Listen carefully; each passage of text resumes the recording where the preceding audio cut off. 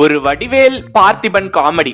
வடிவேல் அவர்கள் தனக்கு பிறந்த நாள் அப்படின்னு சொல்லிட்டு கோவில் முன்னாடி தேங்காய் உடைச்சு சாமி கும்பிட்டு இருப்பாரு. அதே கோவிலுக்கு பார்த்திபன் வந்து வடிவேல் எதேச்சியா சந்திச்சு வடிவேல்கிட்ட பேச்சு கொடுக்கும் போது வடிவேலுக்கு பிறந்த நாள் அப்படின்னு பார்த்திபன் அவர்களுக்கு தெரியும்.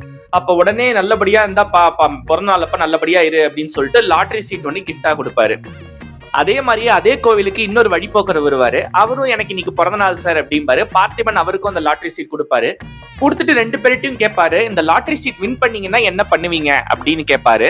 அதுக்கு அந்த வழிபோக்கர் சொல்லுவாரு, இல்ல நான் அக்ரிகல்ச்சர் லேண்ட்ஸ் நஞ்ச புஞ்ச தோட்டெல்லாம் வாங்கி நான் பெரிய ஆள் ஆயிடுவேன் அப்படின்னு அவர் சொல்லுவாரு.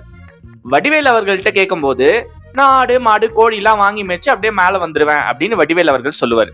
இப்போ வடிவேல் இதை சொன்னக்கப்புறம் பார்த்திபன் அவர்கள் என்ன கேட்பாருன்னா, சரி இந்த ஆடு மாடு கோழி எல்லாம் எங்க மேய விடுவ அப்படின்னு பார்த்திபன் கேட்பாரு. உடனே வடிவேல் அவர்கள் கொஞ்சம் கூட யோசிக்காம, இந்த இவன் இருக்கான்ல, இவன் நல்லா இருக்குல்ல, இவன் விவசாயம் நல்லா இருக்குல்ல, அதுல மேய விட போறேன் அப்படின்ட்டு வடிவேல் நக்கலா சொல்லுவாரு.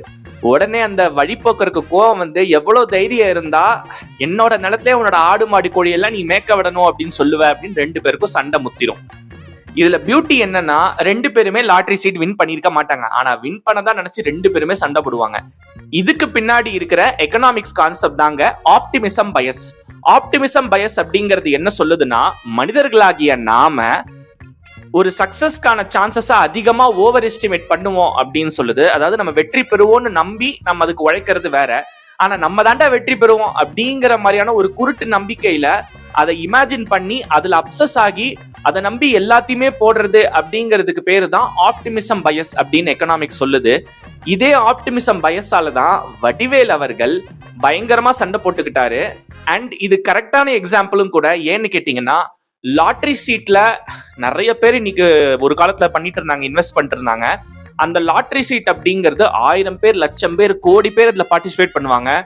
லட்சம் கோடியில ஒருத்தருக்கு தான் அந்த லாட்டரி சீட் விடும் அப்படிங்கிற போது நமக்கு அது விடுறதுக்கான ப்ராபபிலிட்டி ரொம்பவே கம்மி. ஆனா மனிதர்கள் இதை பத்தி அதிகமா யோசிக்காம நமக்கு இந்த லாட்டரி விழுந்தா எப்படி இருக்கும் அப்படின்னு இமேஜின் பண்ண ஆரம்பிச்சு அதுல அப்சஸ் ஆகி நிறைய காசு அதுல போடுவாங்க. இதனாலேயே பல லாட்டரி சீட் கம்பெனிஸ் பயங்கரமான ப்ராஃபிட்ல ரன் ஆகுது. இததான் வடிவேல் அவர்கள் பிரில்லியண்டான காமெடி சீன்ல நமக்கு சூப்பர்பா எக்ஸ்பிளைன் பண்ணியிருக்காரு இந்த எக்கனாமிக்ஸ் கான்செப்ட.